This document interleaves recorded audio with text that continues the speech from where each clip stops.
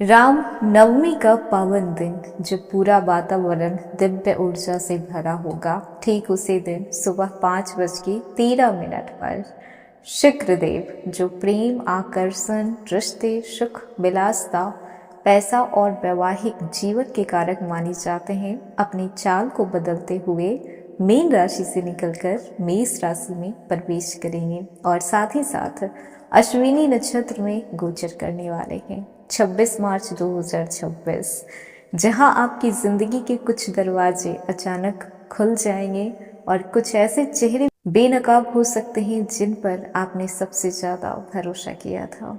अब आप सोच रहे होंगे कि इसका वृश्चिक राशि वालों पे कैसा असर पड़ेगा। प्यार में क्या कोई नई शुरुआत होगी या फिर पुराने रिश्ते फिर से सामने आएंगे? क्या पैसा खर्च होगा या फिर बढ़ेगा? क्या कैरियर में मौके मिलेंगे या फिर ऑफिस की पॉलिटिक्स बढ़ेगी? और सबसे जरूरी बात, ये गोचर आपके लिए क्या लेकर आया है? 26 मार्च से लेकर 29 अप्रैल 2026 तक शुक्र मेष राशि में और अश्विनी नक्षत्र में गोचर करेंगे और इसका सबसे गहरा असर वृश्चिक राशि पे पड़ने वाला है। लेकिन मानिए कि इस दौरान आपकी जिंदगी में जो कुछ होगा वो सिर्फ बाहरी बदलाव के लिए नहीं होगा, आपके अंदरूनी बदलाव के लिए भी होगा। तो वीडियो को अंत तक जरूर देखिएगा। हेलो एवरीवन, स्वागत है आपके हमारी चैनल भाग्य की धारा में। कैसे हैं आप लोग? उम्मीद करते हैं अच्छे होंगे।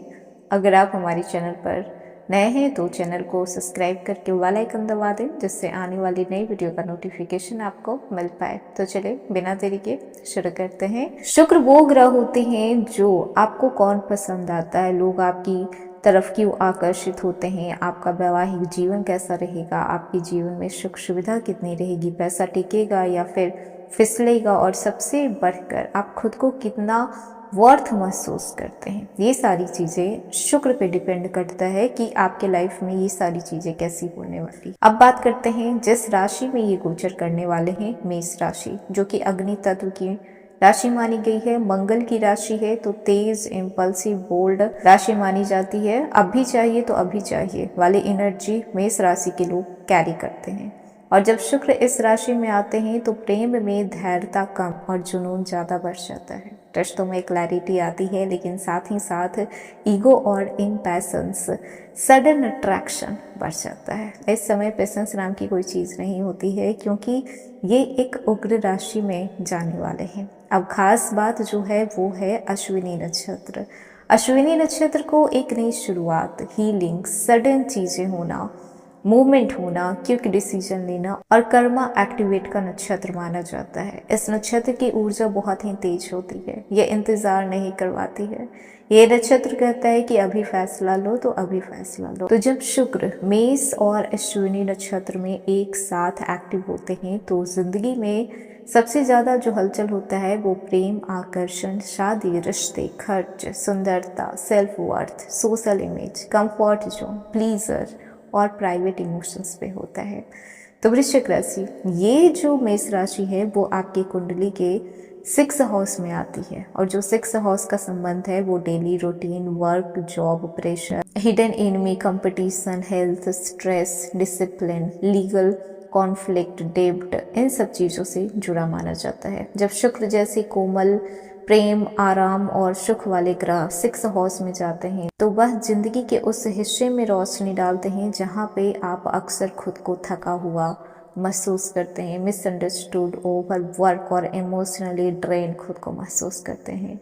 इसलिए ये गोचर आपके लिए रोमांटिक फैंटेसी से ज्यादा रियलिटी चेक लेकर आ सकता है। तो आइए जानते हैं कि क्या क्या होने वाला है 26 मार्च से लेकर 19 अप्रैल तक।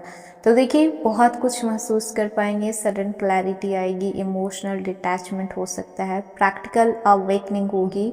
कैरियर और जॉब की बात करें, ये गोचर आपकी वर्क जोन को सीधे एक्टिवेट करेगा। ऑफिस में वर्कलोड बढ़ सकता है, अचानक कोई नई जिम्मेदारी मिल सकती है, किसी सीनियर्स की नजर आप पे जा सकती है, आपकी मेहनत को नोटिस किया जाएगा, लेकिन साथ ही साथ जेलसी भी होगी, हिडन कंपटीशन भी बढ़ सकता है। अगर आप जॉब में हैं तो ये समय आपको प्रूफ करना पड़ेगा खुद को। कोई पेंडिंग काम कंप्लीट हो सकता है, किसी इंटरव्यू, सिलेक्शन या फिर डिपार्टमेंटल अप्रूव भी प्रोग्रेस में हो सकती है। अगर किसी फीमेल का आप हेल्प लेते हैं तो कम्युनिकेशन और प्रेजेंटेशन स्किल आपकी बेहतर होगी। बस एक बात का ध्यान रखना है कि इस दौरान काम की जगह पे हर कोई आपका वेल विशर नहीं होगा। कई बार सामने से स्माइल मिलेगी और पीछे से कंपैरिजन किया जाएगा, इसीलिए अपने प्लान्स को किसी को मत बताइए। ऑफिस की पॉलिटिक्स में न्यूट्रल रहिए, जल्दीबाजी में रिप्लाई या फिर रिएक्शन मत दीजिए। अब बात करते हैं जो लोग बिजनेस कर रहे हैं। तो अगर आपको बिजनेस ऑनलाइन हो या फिर ऑफलाइन हो, क्लाइंट्स बढ़ेंगे, अचानक से इंक्वायरी आ सकती है, रुके हुए काम रिवाइव हो सकते हैं, फीमेल ऑडियंस और फीमेल क्लाइंट से लाभ हो सकता है, ब्रांडिंग और प्रेजेंटेशन इम्प्रूव करने से आपको ग्रोथ मिलेगी, सोशल मीडिया अपील भी बढ़ सकता है।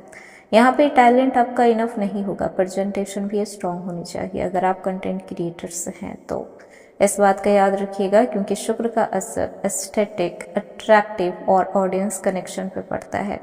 तो ये समय ऑडियंस के साथ इमोशनल बॉन्डिंग बनाने का है। अगर आप सही एनर्जी से काम करते हैं तो कम व्यू में भी लॉयल ऑडियंस आपको मिल सकते हैं। अब बात करते हैं फाइनेंस की।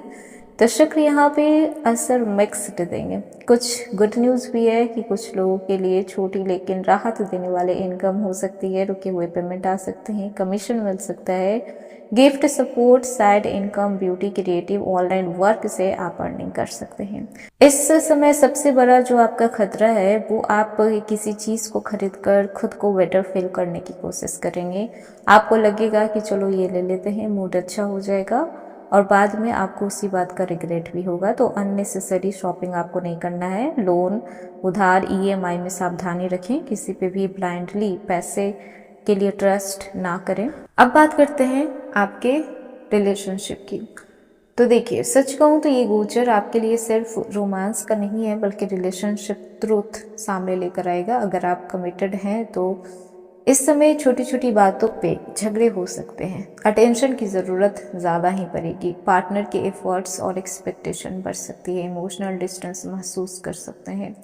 और अगर आप सिंगल हैं तो फिर अचानक से अट्रैक्शन और अनएक्सपेक्टेड कनेक्शन फील हो सकता है। कोई नया व्यक्ति आपकी लाइफ में इंटर हो सकता है, ऑनलाइन चैटिंग, सोशल मीडिया से कनेक्शन बन सकता है, पुराना क्रश वापस आ सकता है, किसी बोल्ड, कॉन्फिडेंट या फिर डायरेक्ट पर्सनालिटी वाले व्यक्ति से आपको अट्रैक्शन हो सकता है। यहाँ पे आपको ध्यान रखने की ज़रूरत है कि जल्दी किसी पे ट्रस्ट नहीं करना है। और अगर आप मैरिड हैं तो इस समय आपके रिश्ते की रियल बैलेंस सामने आ सकती है। पार्टनर के हेल्थ या फिर रूटीन को लेकर आपको टेंशन हो सकती है, टाइम मैनेजमेंट को लेकर इशू हो सकती है कि टाइम नहीं एक दूसरे को दे पाते हैं, एक दूसरे के साथ टाइम स्पेंड नहीं कर पाते हैं। लेकिन अच्छी बात यह है कि अगर दोनों मैच्योरिटी से हैंडल करेंगे तो ये रिश्ता और भी मैच्योर बनेगा। हर बात को डिबेट मत बनाइए, पार्टनर को हमेशा एक सॉफ्ट टोन से समझाने की कोशिश कीजिए, कंपैरिजन बिल्कुल भी मत कीजिए, एक दूसरे को डेली स्ट्रेस को समझिए। और वहीं पर बात कर लें आपकी सेहत की, तो ये 6 हाउस में गोचर हो रहा है, इसलिए हेल्थ को इग्नोर करना इस बार भारी पड़ेगा। हार्मोनल इम्बैलेंस हो सकता है, स्किन रिलेटेड इशू हो सकते हैं, एसिडिटी, इन्फ्लामेशन, हेडेक और आपका स्लीपिंग डिस्टर्बेंस भी हो सकता है, लेजीनेस फील होगा, स्ट्रेस कॉम्बो हो सकता है, शुगर की क्रेविंग ज़्यादा बढ़ेगी।